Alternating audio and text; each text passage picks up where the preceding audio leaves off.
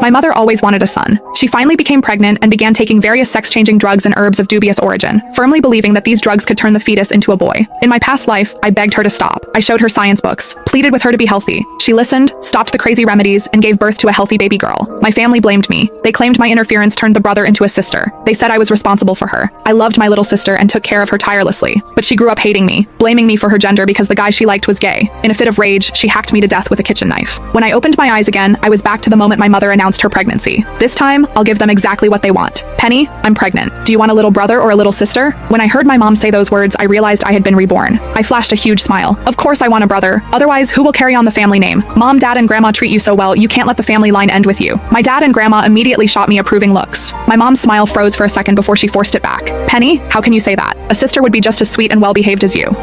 In my last life, when I honestly said I wanted a sister, she went crying to Dad and Grandma, claiming I cursed her to have a girl because I was afraid a brother would steal my inheritance. Dad beat me black and blue for that. What's good about a girl? If you don't give me a brother, who's going to have my back? When I make money, am I supposed to give it to outsiders? I said with righteous conviction. Grandma beamed, grabbing my hand. Our Penny has grown up. She finally understands. I hugged Grandma affectionately. Grandma, it's all thanks to my little brother. Just the thought of him makes me sensible. He's going to be the pillar of this family. In the past, whenever Dad and Grandma bullied Mom, she would just cry. I'd rush to defend her, only for her to turn around, play peacemaker, and join them in scolding me for being disrespectful. I took countless beatings for her. Never again. Mom's face turned pale, and she looked like she might faint. Soon enough, Grandma found some gender-swapping pills for Mom. Even though it's probably a boy, we can't leave it to chance. I spent a fortune on these pills. The seller guaranteed it'll be a boy if you finish the course. Grandma handed the bottle to Mom. Mom looked at me. I focused on mopping the floor, pretending not to see a thing. She had no choice but to take them. Grandma, I heard pregnancy makes you forgetful. Maybe you should keep the pills and give them to Mom every day. This is about my little brother. We can't risk any mistakes, I suggested. You love taking them? Eat up.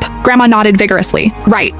Penny is so smart. All that schooling wasn't for nothing. I gave Grandma a sweet smile. That night, while Dad was working the night shift, Mom pulled me into the master bedroom. Penny, I don't want to take those pills. Look at these news articles. They say those pills are dangerous, she whimpered, showing me her phone. So she knew. She knew they were scams, yet in my past life, she told my sister that if I hadn't stopped her, my sister would have been a boy. I treated her as my closest ally, a fellow victim of this family. I fought her battles, and she sacrificed me without hesitation. Good. Very good. I smiled slightly and raised my voice. Mom, how can you believe the media? They write nonsense all the time. I walked out of the room shouting, Grandma, come quick. Mom doesn't want to take the pills. Mom couldn't stop me in time. Grandma rushed in hearing my shout. I shoved the phone in Grandma's face. Grandma, look! Mom is reading this garbage because she doesn't want to take the pills. She doesn't want a son. Grandma was illiterate, but she squinted at the phone anyway. Mom, no. It was Penny who told me this. She's always scheming. How would I know about this stuff? Mom immediately tried to throw me under the bus. I widened my eyes innocently and pulled out my old Nokia phone, playing the recording I had just made. The recording stopped right before her accusation. Mom was speechless. For the sake of the grandson in her belly, Grandma didn't